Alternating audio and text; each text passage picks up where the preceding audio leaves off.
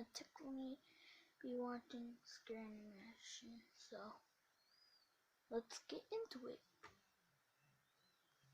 It all started when I was 7 years old. I used to live in a small neighborhood with a large amount of woods next to our town. One day, my parents left me at home with my brother while they dropped my other brother off at football practice. That was the starting point. They had to stop abruptly in the middle of the road in the woods when they were driving back home. And that memory has been bothering my dad. Even now, he said. He said that he definitely saw something that day and remembered what it looked like. It was an extremely thin figure, around 7 to 8 feet tall. He was sure that it wasn't a bear because when it saw their car, the thing stood up on 2 legs and ran away with a strange form. It had lots of blotches on certain parts of its body, while other parts were losing hair or had none at all. And its back looked broken and poorly arched when it ran back into the woods. When my parents... I know I paused the video, but how can something be that hairy? And I think it said back hairy. What? I mean, like back broken. Just gonna pause it. had warned me about it. Even then, I never knew what it was. After I turned 10 years old, one day I had to stay home alone while my parents went to visit my uncle. So I invited 7 of my friends over who all called Bella, Riley, Max, John, Kayla, Shannon, and Penelope. We had fun playing video games, watching movies, and things like that until midnight. Then I suddenly remembered that thing my dad had seen a few years ago. Hey, why don't we go searching for that creature? Looking at each other, we thought it would be a fun idea to try. So we grabbed our flashlights and headed out into the woods. Once we walked in, everything mysteriously got way creepier. They're idiots for going into that wood. Or highly percent chance they're idiots. Man, I should post this on the second channel. No, I'm not gonna post it on the second channel. Anyways, yeah, they're pretty idiots. Super idiots. Like, who would go into the wood and find that creature and then like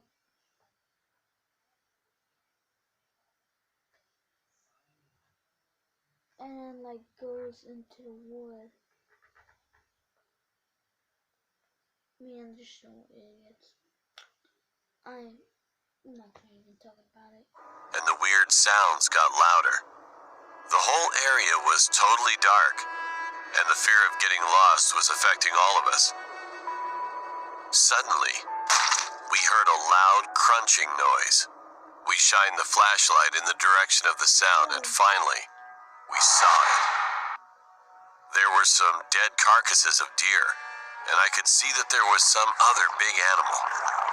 At first, I thought it might be a bear that was eating off of those carcasses. However, that's not what it was. The thin, hairy, and almost 8-foot tall creature was there. It looked at us with its blood-stained, sharp teeth and bloodshot eyes. Then it slowly got up and let out a penetrating howl. Not caring if branches hit us or if we got cut or bruised, we all screamed and ran away through the woods. We didn't know whether it was... See? This is why they're idiots. Literally. Pure idiots. Like idiots. They should never, ever go back into that forest. I bet they're gonna say, we're never going back into that forest, no matter what. Chasing after us or not, but we didn't care. We just needed to get back home as soon as possible. Finally, we jumped over the creek that was right in front of my house, ran up the hill into my house, and then locked the door. Everybody all right? Breathing hard, I looked at my friends, and then I realized something. Penelope was gone. We must have lost her in the woods somewhere as we ran away. Being terrified, I pulled out my cell phone with trembling hands, called 911, and told them about our situation. Within 15 minutes, Paramedics, police, and our parents arrived. We explained again what we had seen and what happened to Penelope. The police searched the entire forest, but never found the thing or Penelope either. The only thing that had been discovered was some bloodstains of hers. Well, I'm 12 years old now, and none of us speak about what happened that day. The search for Penelope has been going on, but I'm positive that she's dead. Not just me. We all do. I recently did research on the thing, and noticed that many other people had gone missing in my woods, mostly kids, and Penelope's disappearance made her the 8th child to go missing in those woods. I now no longer go into my woods because I'm afraid that if I do, that thing will find me one day, and I will end up like Penelope.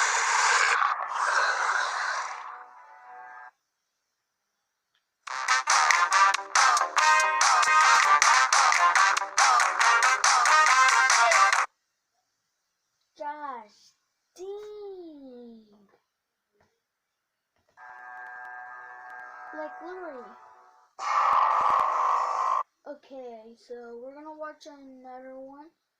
So, yeah, let's get into it. My name is Caitlin. This incident happened when I was 14 years old, and I will never forget this memory.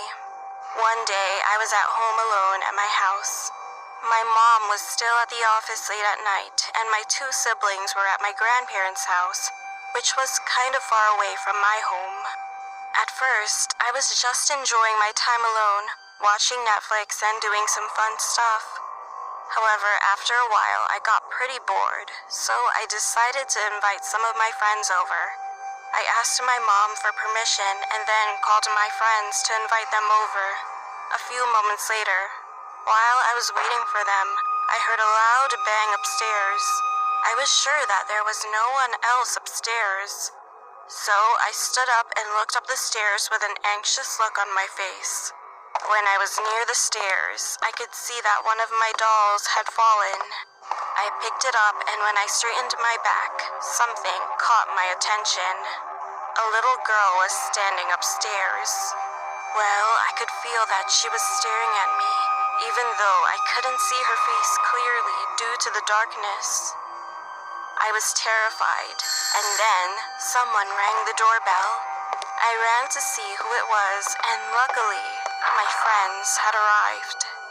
Thank God, it was a moment of relief that my friends came over at the right time. Soon I got my mind off of the girl I saw. We sat down in the living room and had fun talking with each other. An hour later, one of my friends suggested that we should take some pictures together, so we gathered around one another. We took several selfies while laughing and chatting. Later, as we scrolled through the pictures, we found something. There was a little girl standing behind our couch. What made us even more terrified was the fact that she had no face. I mean, her face was just an empty darkness. No eyes, no nose, and no mouth. Being terrified, I told Cassie to delete that. Why would they take pictures? And first of all, why wouldn't she tell her at first? That is kind of dumb how she didn't tell her first. Okay, been 9 minutes. Okay, so yeah, we gotta hurry this thing up, or else I can't post this. So yeah. Also, let's just get right back into it. Picture right away. However, she said that something was wrong with her cell phone. I snatched the phone out of her hands and tried to delete it. But no matter what we tried, we couldn't delete the picture. Then we heard loud thumps. It sounded like someone's footsteps were coming from upstairs, and our light was flickering on and off at the same time. We thought that we couldn't stay inside anymore, so we rushed outside in a hurry. One of my friends, Christina, suddenly pointed at my bedroom window and said that there was someone in there. I raised my eyes up and followed her finger, and there she was. It was the same faceless girl we had seen in the picture. My friends and I screamed. I called my mom and explained everything. My mom couldn't believe what I told her, so she made me calm down and said that she would be home in 5 minutes. After she arrived home, she searched the entire house, but she couldn't find any trace of the girl. I hoped that it was just our imaginations. However, we soon decided to move out of the house because I kept seeing the girl after that incident. We finally moved, and from then on, my mom never wanted me to be home alone, so I always stayed with my siblings. I still have no clue why the girl haunted me, but I think it was because she wanted us to get out of the house. Well, I'm just glad that I don't see that girl in my new house. Look, I don't want to hear it. Ugly people can be lucky people too, and get someone very pretty. Look at this guy named... Okay. Yeah, it's been 11 minutes. We could do one more, that's it. This happened to me while I was on my way home one night. I was living in an apartment at the time. When I arrived on the first floor of my building, there was a piece of paper hanging on the wall that said that the elevator was out of service. No, not again, I said to myself. I lived on a pretty high floor, so without any other choice, I had to walk up the stairs. I was walking up the stairs out of sheer desperation, and all of a sudden, I heard something. Then I began to feel uneasy. I knew that crimes often occurred around my neighborhood, especially targeting people who were alone. When I listened closely, I could hear a pair of men's shoes and a pair of women's high heels walking at the same time. I assumed that it was a couple. You guys are having a hard time like me. I'm struggling to walk up the stairs, especially this late at night. I thought to myself. I sighed with relief and turned my head around. However, I will never forget what I saw at that moment. There was a man who was crawling with a pair of men's shoes on his feet and a pair of high heels on his hands. He was crawling towards me. This happened a few years ago in the neighborhood I grew up in. When I was around 6 years old, there was an incident where an old man who lived right in front of my house was murdered by a robber. Not only did the robber steal all his money, but he also stabbed him brutally with a knife and then ran away. According to the police, the crime scene was as horrible as it sounds, and unfortunately, to this day, the robber still hasn't been caught. When they moved the old man's dead body and passed by my house, my mom covered my eyes with her hands so that I wouldn't see it. Nevertheless, I could see my neighbor's face through the gap between my mom's fingers. After that, even after a few months had passed, the old man's house wasn't sold. It was because there were a few strange rumors spreading around the neighborhood about his house. Some said that people would always hear the old man's coughing and sobbing coming from inside whenever it rained. 10 years later, all of the people who moved into his house had to leave, and now his house is being used as a warehouse. When I was in high school, I was crazy about a boy band and used to stay up late at night watching their videos. Because of this, I used to fall asleep at around 3 or 4 a.m. The town I lived in was sort of a new city under construction, so it was really quiet and there was no one outside during that time. One night, it was around 3 a.m., I suddenly heard a woman singing outside. It was an old song, and the strange thing was that the woman was singing just one part of the song over and over again. She didn't move on to the next section. She would just start singing paused for a minute, and then continued singing again. Out of curiosity, I opened the window and was about to sing the next verse of the song to surprise her. However, before that, I sent a text message to my friend. Hey, someone is singing outside and keeps repeating the same part. LOL, should I sing along with her? Not long after, my friend responded, and then I had to shut the window quietly because I was terrified. The text said, "Don't do that. That's a ghost. When ghosts find someone to harm, they first sing and then wait for the person to sing along."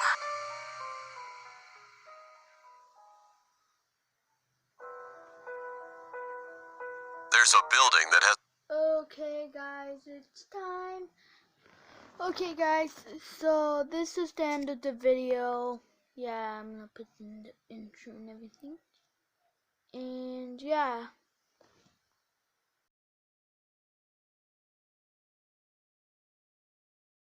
I will fly.